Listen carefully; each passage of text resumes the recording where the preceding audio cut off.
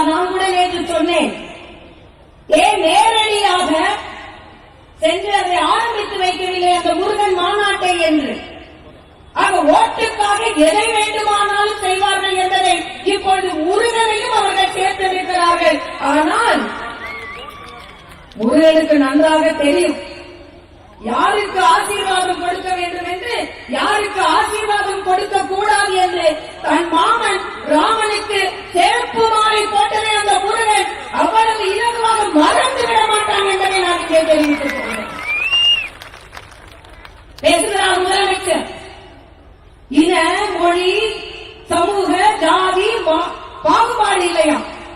நான் சொல்கிறேன் முதலமைச்சர் அவர்களே, வேல் யாத்திரையே தமிழகத்தில் நடைபெற்றது. கந்த சஷ்டி கவசத்தை ஒருவன் கீழ்த்தரமாக பேசுகிறான், அப்பொழுது அவன் நடவடிக்கை எடுக்க முடியவில்லை. இன்று ஏன் முருகனை கொண்டாடுகிறீர்கள் என்றால், முருகனை கொண்டாடவில்லை என்றால் 2026 வீட்டிற்கு போக வேண்டியிருக்கும் என்பதை நீங்கள் உணர்ந்திருக்கிறீர்கள் என்பதனால். ஆக மொழி இன மத ஜாதி பாகுபாடு இல்லை என்று சொல்கிறீர்கள் அல்லவா? நாளை கிருஷ்ண ஜெயந்தி. உண்மையிலேயே மொழி இன மத சமூகம் பாகுபாடு இல்லை என்றால் முதலமைச்சர் அவர்களே, காலையில் கிருஷ்ண ஜெயந்தி வாழ்த்துக்களை உங்களிடமிருந்து இந்த தமிழகம் எதிர்பார்க்கிறது. ஏனென்றால் இனிமேலும் நீங்கள் இதில் இருந்து தப்பிக்க முடியாது என்பதைத்தான் இங்கே காண்பிக்கிறது. அது மட்டுமல்ல, இன்று இந்த மேடையில் அமர்ந்திருப்பவர்கள் எல்லாம் பெருமை மிகு தலைவர்களாக நின்று கொண்டிருக்கிறோம்.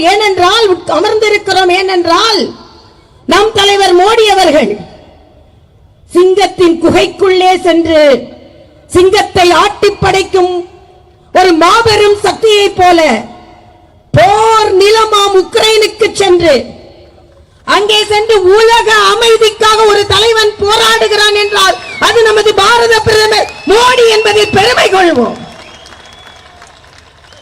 போருக்கு வித்திட்ட தலைவர்கள் எவ்வளவு பேர் இருக்கிறார்கள், ஆனால் அமைதிக்கு வித்திட்ட தலைவன் எங்களது மோடி என்று பெருமையாக இங்கே அமர்ந்திருக்கும் ஒவ்வொருவரும் தலை நிமிர்ந்து சொல்ல முடியும். நாங்க கலைஞர் மாதிரி சும்மா எழுதிட்டு மட்டும் போகல, உலகின் தலையெழுத்தை மாற்றிவிட்டு இன்று அமர்ந்திருக்கிறோம் என்பதை நான் இங்கே தெரிவித்துக் கொள்கிறேன். அதனால்தான் உலக அமைதிக்காக நோபல் பரிசு அடுத்த ஆண்டு கொடுக்கப்படுகிறது என்றால் அது நம் தலைவன் மோடி அவர்களுக்கு தான் கொடுக்கப்பட வேண்டும் என்பதை இந்த பாரத தேசம் மட்டுமல்ல உலகில் உள்ள ஒவ்வொரு பிரஜையும் அவர்கள் இன்று விருப்பமாக இருக்கிறார்கள். ஏனென்றால் இந்த நாட்டை வழிநடத்துவது மட்டுமல்ல, இந்த உலகத்தையே வழிநடத்துவதற்கு நம் பாரத பிரதமர் மோடி அவர்கள் இருக்க வேண்டும். இன்னொன்று, மகாராஷ்டிராவிற்கு சென்று நம்ம பஸ் பயணத்திற்கு மட்டும் அங்கீகாரம் கொடுக்கவில்லை, ஏறி இறங்குறதுக்கு பெண்கள் ஒன்றை சிந்திக்க வேண்டும். 74 லட்சம் பெண்களுக்கு 7500 கோடி ரூபாயை கொடுத்து ஒவ்வொரு பெண்ணையும் லட்சாதிபதி ஆக்கிக் கொண்டிருக்கிறோம் என்றால், ஆக லட்சாதிபதியாக ஆக்குகின்ற பெண்களுக்கு அங்கீகாரம் கொடுக்கின்ற ஒரு கட்சி வேண்டுமா? இல்லைன்னா நேற்று மாலை பத்திரிகை பார்க்கிறேன், அறிவிக்கப்படாத ஒரு அறிக்கை எல்லா டாஸ்மாக் கடைக்கும் போச்சான். ஏன் இங்கே வியாபாரம் குறைக்கப்பட்டிருக்கிறது? ஏன் வியாபாரம் குறைஞ்சிருக்குது? ஆக உடனே அது உயர்த்தப்பட வேண்டும். ஆனால் குடிப்பதற்கான நிர்ணயத்தை உயர்த்திக் கொண்டிருக்கும் நீங்கள் குழந்தைகள் படிக்கும் பாட புத்தகத்தின் விலையை ஏற்றி இருக்கிறீர்களே ஸ்டாலின் அவர்களே, நீங்கள் மக்களுக்கானவர்களா மாணவர்களுக்கானவர்களா என்பதை மாணவர்கள் கேள்வி கேட்க ஆரம்பித்திருக்கிறார்கள். படிக்கும் குழந்தைகளின் புத்தகம், முதல் வகுப்பு புத்தகம் மட்டும் 390 ரூபாயிலிருந்து 500 ரூபாய் உயர்ந்திருக்கிறது.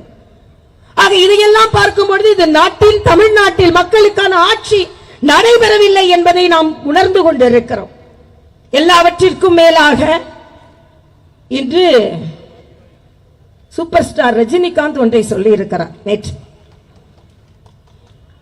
ஸ்டாலின் பழைய மாணவர்களை சரியாக நிர்வகித்துக் கொண்டிருக்கிறாராம். சூப்பர் ஸ்டார் மீது எங்களுக்கு எல்லாம் மரியாதை உண்டு. ஆனால் அவர் சொல்கிறார், ஸ்டாலின் பழைய மாணவர்களை நிர்வகித்துக் கொண்டிருக்காங்க. மாணவர்கள் இல்லை அவங்கெல்லாம், அண்ணன் துரைமுருகனுக்கு தெரியும். ஆசிரியர்களாக இருக்க வேண்டியவர்களை அடக்கி வைத்து அவர்கள் வாரிசு என்ற காரணத்திற்காக அடக்கி வைத்துக் கொண்டிருக்கிறார்கள். ஆக அண்ணன் துரைமுருகனுக்கு என்ன கவலைனா, ஓகே ரஜினிகாந்த் வந்து ஸ்டாலின் நம்மளெல்லாம் அடக்கி வச்சிருக்காருன்னு பேசினா பரவாயில்ல, அடுத்து தம்பி உதயநிதி வேற வந்து இப்படி பேசுவாரு. ஆக நம்மளாம் தன்மான தலைவர்களா இல்லை என்றால் தன்மானத்தை இழந்த தலைவர்களா என்று ஒவ்வொரு திராவிட முன்னேற்ற கழகத்தை சார்ந்த சகோதரரும் சிந்திக்க வேண்டிய காலகட்டம். எல்லாவற்றிற்கும் மேலாக உலகின் மகா பெரிய தலைவர் ஒருவர் இருக்கிறார், அவர் பேர் ராகுல் காந்தி. அவர் டாக்ஸில போனாராம். எதுக்கு டாக்ஸில போனார்னா, டாக்ஸி டிரைவர்களின் பிரச்சனைகளை தெரிந்து கொள்வதற்கு டாக்ஸில போனாராம். இத்தனை ஆண்டு காலம் சுதந்திரம் அடைந்து 78 ஆண்டு காலம் கழித்து இப்பதான் டாக்ஸி டிரைவர் பிரச்சனையை அவர் தெரிந்து கொள்ள போகிறார். ஆனால் மரியாதைக்குரிய மோடி அவர்கள் நிலவிற்கு ராக்கெட் விட்டு உலக மக்களின் ஆதரவை பெற்றுக் கொண்டிருக்கிறார்கள். ஆக இன்னைக்குதான் டாக்ஸி டிரைவரோட பிரச்சனையை தெரிந்து கொள்ள வேண்டும் என்றால் நீங்கள் எந்த பிரச்சனையை என்று தெரிந்து கொள்வீர்கள்? எல்லாவற்றிற்கும் மேலாக அழகி போட்டியில எங்க இடஒதுக்கீடுன்னு கேட்கிறார். இதை விட ஒரு அறிவாற்றல் மிகுந்த தலைவரை இந்தியா பெற்றிருக்கிறது என்று எதிர்க்கட்சி தலைவர் எல்லோரும் மகிழ்ந்துதான் போயிருக்க வேண்டும். ஆக இன்று இந்த நாடு பாரத தேசம் வலிமையானவர் கையில் இருக்கிறது. இந்த பாரத தேசத்தை பிரமாதமாக வழிநடத்தி கொண்டிருக்கிறார் நம் பாரத பிரதமர் நரேந்திர மோடி அவர்கள். அதே நேரத்தில் இங்கே திராவிட முன்னேற்ற கழகம் ஒட்டுமொத்த தமிழக மக்களுக்கும் எதிராக இருந்து கொண்டிருக்கிறது. ரேஷன் கடையில் பொருட்கள் இல்லை, எல்லா விலையும் ஏறிவிட்டது, மின் கட்டணம் ஏறிவிட்டது, பால் விலை ஏறிவிட்டது, அத்தனை பொருட்களின் விலையும் ஏறிவிட்டது. இந்த ரேஷன் கடைகளில் கிடைக்க வேண்டியது கிடைக்கவில்லை. ஆனால் கள்ளக்குறிச்சியில் குடித்தவர்களுக்கு மட்டும் 10 லட்சம் ரூபாய் கொடுக்கிறீர்களே என்று நம் தலைவர் கூட அங்கே உள்ளவர்களுக்கு செலவிற்காக கொண்டு 1 லட்சம் ரூபாய் கொடுத்தோம், அது உண்மை. ஆனால் அதே நேரத்தில் குடிப்பது தடுக்கப்பட வேண்டும் என்று நினைக்க கூட எண்ணாத ஒரு ஆட்சி தமிழகத்தில் நடைபெற்றுக் கொண்டிருக்கிறது. உயர்நீதிமன்றம் கண்டனத்தை தெரிவித்திருக்கிறது. கள்ளச்சாராயம் உபயோகித்தவர்களுக்கு 10 லட்சம் கொடுக்கிறீர்கள், ஆனால் பட்டாசு தொழிற்சாலையில் இறந்தவர்களுக்கு சில லட்சம் கொடுக்கிறீர்கள், சில பேருக்கு எதுவும் கொடுக்கவில்லை. ஆக தொடர்ந்து உயர்நீதிமன்றம் உங்களை கண்டனத்தை தெரிவித்துக் கொள்கிறது என்பதையும் நான் இங்கே தெரிவித்து, இங்கே மாநில தலைவர் பேச இருப்பதால் ஒன்றை மட்டும் நான் சொல்லிக்கொள்ள ஆசைப்படுகிறேன். நீங்கள் சமீபத்தில் ஒரு செய்தியை பார்த்திருப்பீர்கள். தமிழிசைக்கு கொடுக்கப்பட்ட பாதுகாப்பு விலக்கப்பட்டிருக்கிறது என்ற செய்தி.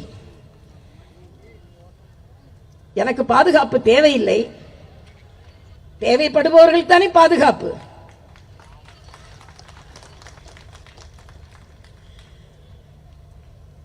எனக்கு 2 ஆண்டுகளுக்கு முன்னால் தெலுங்கானாவில் நான் இருந்த நிகழ்வு எனக்கு நினைவிற்கு வருகிறது. சந்திரசேகர் ராவ் அவர் சில கோரிக்கைகளை வைத்தால் அது மக்களுக்கு எதிரான கோரிக்கைகள். அதனால் நான் அதற்கு செவிசாய்க்கவில்லை, மக்களோடு நான் நின்றேன். அதனால் எனக்கு கொடுக்க வேண்டிய புரோட்டோகால் எதையுமே அவர் கொடுக்கவில்லை. நான் உடனே சொன்னேன், நான் மக்களோடு நின்று கொண்டிருக்கிறேன். ஏனென்றால் மாநில தலைவர் எல்லாம் இங்கே அமர்ந்திருக்கிறீர்கள். இதே போல ஒரு சூழ்நிலை வந்தது, அண்ணன் கேசவநாயகி போன்றவர்களுக்கு தெரியும். கமலாலயத்திற்கு ஒரு வெடிகுண்டு மிரட்டல் வந்தது. நான் திருநெல்வேலியில் பேசிக் கொண்டிருக்கிறேன். அப்பொழுது காவல்துறையினர் அந்த மேடையில் வந்து அமர்ந்திருந்தார்கள், நின்றிருந்தார்கள், கூட்டமாக நின்றிருந்தார்கள். என்ன என்று கேட்கிறேன். இல்லை, கமலாலயத்திற்கு ஒரு வெடிகுண்டு மிரட்டல் வந்தது, அதற்காக பாதுகாப்பிற்காக நான் நின்று கொண்டிருக்கிறோம் என்று சொன்னார்கள். நான் சொன்னேன், தமிழகத்தில் பாரதிய ஜனதா கட்சியை அரியணை ஏற்றாமல் இந்த உயிர் போகாது என்று சொன்னேன். இந்த உயிர் போகாது.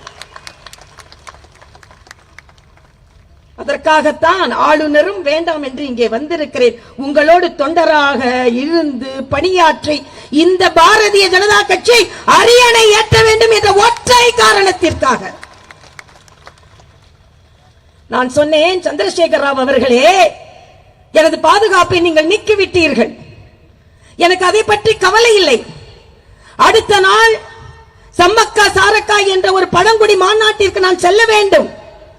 அதற்கு எனக்கு பாதுகாப்பு அளிக்கப்படவில்லை. அது முற்றிலுமாக 40 கிலோமீட்டர் நக்சல்கள் இருக்கின்ற பயங்கரவாத காடுகள். நான் சொன்னேன், நீங்கள் பாதுகாப்பு அளிக்கவில்லை என்றாலும் அந்த நக்சல் காடு வழியாக நான் பயணம் செய்வேன், முடிந்தால் பார்த்துக் கொள்ளுங்கள். பயணம் செய்தேன். தெலுங்கானா முழுவதும் அது பிரச்சனை ஆனது. ஆனால் சொன்னேன், எனக்கு பாதுகாப்பு அளிக்கவில்லை என்றால் 2 வருடங்களில் நீங்கள் வீட்டிற்கு போகிறீர்களா இல்லையா என்று பாருங்கள் என்று சொன்னேன். அண்ணன் ஸ்டாலின் அவர்களே, பெண்கள், நான் சகோதரி பிரேமலதா அவர்களுக்கான பாதுகாப்பு விலக்கப்பட்டு இருக்கிறது என்று நான் கேள்விப்பட்டேன். எனக்கு தேவையில்லை. ஆனால் ஒரு கட்சியின் தலைவர் பெண்களுக்கான பாதுகாப்பை நீக்கி நீங்கள் என்ன செய்ய போகிறீர்கள்? தமிழகத்தில் சட்டம் ஒழுங்கு சரியில்லை என்று சொன்ன காரணத்திற்காக ஸ்டாலின் அவர்களே, இன்று நீங்கள் தெலுங்கானாவில் சந்திரசேகர் ராவ் எனக்கான பாதுகாப்பை நீக்கினார். இன்று வீட்டில் இருக்கிறார். பாராளுமன்றத்தில் ஒரு இடத்தில் கூட அவர் வெற்றி பெறவில்லை, ஒரு இடத்தில் கூட. அந்த நிலை உங்களுக்கும் வரும் என்பதில் எனக்கு எந்த சந்தேகமும் இல்லை. ஸ்டாலினுக்கு ஒரு பட்டப்பெயர் வைக்கலாம் என்று இருக்கிறேன். பலிக்குமா? மறைமுகமாக ஸ்டிக்கர் ஒட்டிக் கொண்டிருந்தார், ஸ்டிக்கர் ஸ்டாலின் வைத்தோம். ஆனா நேர்முகமாகவே ஸ்டிக்கர் ஒட்ட ஆரம்பித்திருக்கிறார் என்பதை பிரதமரின் மக்கள் மருந்தகம் பல்லாயிரக்கணக்கான பல கோடி மக்களுக்கான உயிரை காப்பாற்றிக் கொண்டிருக்கிறது என்பது எல்லாருக்கும் தெரியும். நான் மருத்துவர் என்ற வகையில் சொல்கிறேன், இந்த பிரதமரின் மருத்துவ அந்த கடைகள், ஜன் ஔஷத் ஷாப்ஸ் என்று மக்கள் மருந்தகங்கள் வந்த பிறகு பென்ஷன் வாங்குபவர்களின் வாழ்நாள் நீட்டிக்கப்பட்டிருக்கிறது. ஏனென்றால் 30 அடிக்கடி சொல்வதுண்டு, நான் ஒரு டாக்டர் தான், நாங்க பிளட் பிரஷருக்கு மாத்திரை எழுதுனா பேஷண்ட்ஸ் வந்து என்ன சொல்லுவாங்கன்னா, நீங்க ரத்த கொதிப்புக்கு மாத்திரை எழுதுறீங்க, ஆனா பிரிஸ்கிரிப்ஷனை கொண்டு கடையில காமிச்சா அதுல விலையை கேட்டா ரத்த கொதிப்பு அதிகரிச்சிருது.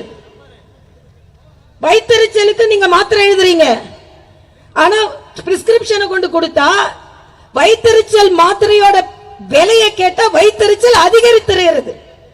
ஆனால் இதையெல்லாம் தெரிந்து கொண்ட நம் தலைவன் மோடி அவர்கள் மக்கள் மருந்தகம் என்று நாட்டு மக்கள் அனைவருக்கும் பலன் தரும் மக்கள் மருந்தகத்தை அவர் செயலாற்றிக் கொண்டிருக்கிறார். ஆக மறைமுகமாகத்தான் ஸ்டிக்கர் ஒட்டிக் கொண்டிருந்த ஸ்டாலின் முதல்வர் மருந்தகம் என்று கடைகள் திறக்கப்பட இருக்கிறதா? மத்திய அரசின் திட்டங்களுக்காக உதவி செய்து அந்த மருந்தகள், நான் மக்களுக்கு மருந்து கிடைக்கிறது என்பதில் எனக்கு எந்தவித பாகுபாடும் இல்லை, எல்லோருக்கும் எல்லாம் கிடைக்க வேண்டும். ஆனாலும் இப்படி ஸ்டிக்கரை நேரடியாக ஒட்டிக் கொண்டிருக்கிறீர்களே, உங்களுக்கு என்று இன்று தமிழகத்தில் என்னென்ன திட்டங்கள் நிறைவேற்றப்படுகிறதோ அவை எல்லாம் மத்திய அரசின் திட்டங்கள், அதை நீங்கள் மறைக்கிறீர்கள். ஏனென்றால் மக்களுக்கு தெரிந்தால் மக்கள் தாமரையை நோக்கி ஓடிவிடுவார்கள் என்பதைத்தான் நீங்கள் தெரிந்து கொண்டிருக்கிறீர்கள் என்பதைத்தான் சொல்லி மாநில தலைவர் பேச இருக்கிறார். நான் ஒன்றை மட்டும் இங்கே சொல்லிக்கொள்ள ஆசைப்படுகிறேன். செங்கோல் பாராளுமன்றத்தில் நிறுவப்பட்டது. எந்த மாநிலத்திற்கும் கிடைக்காத ஒரு அரும் பெரும் தன்மை தமிழகத்திற்கு கிடைத்தது. தமிழகத்தை சார்ந்த சிவனடியார்கள் அங்கே கொண்டு செங்கோலை வைத்தார்கள். ஆனால் இங்கே இருந்து சென்ற 40 பேர் மட்டுமல்ல, இந்தி கூட்டணியை சார்ந்தவர்கள் எல்லோ அந்த செங்கோல் நீக்கப்பட வேண்டும் என்று சொன்னார்கள். வெட்கம்! தமிழகத்தில் இருந்து சென்ற 40 பேரும் வாய்மூடி மௌனியாக இருந்தார்கள். தமிழகத்தின் பெருமை என்று சொல்லக்கூட உங்களுக்கு திராணி இல்லை, தெம்பில்லை. ஆனால் நான் சொல்கிறேன், இன்று உங்கள் முன்னால் சொல்கிறேன், கூடியிருக்கும் பல்லாயிரக்கணக்கான தொண்டர்கள் முன்னால் சொல்கிறேன், தமிழகத்தில் 2026 பாரதிய ஜனதா கட்சியின் தலைமையில் ஆட்சி அமைக்கும். அப்பொழுது செங்கோல் சட்டமன்றத்தில் நிறுவப்படும். மரியாதைக்குரிய பாரத பிரதமர் நரேந்திர மோடி இங்கே வந்து அந்த நாம் எல்லாம் சட்டமன்றத்திற்கு செல்வோம் என் தொண்டர்கள் என்பதை சொல்லி உறுதியேற்போம். இந்த திராவிட முன்னேற்ற கழகம் போன்ற கட்சிகளிடமிருந்து தமிழகம் விடைபெற வேண்டும், விடுதலை கிடைக்க வேண்டும் தமிழகத்திற்கு. அதற்கு நாம் ஒவ்வொருவரும் கடுமையாக உழைக்க வேண்டும். அதற்கு நாம் எல்லாம் என்று சபதம் ஏற்க வேண்டும் என்று சொல்லி 2026 சூரியன் உதிக்கிறதோ இல்லையோ,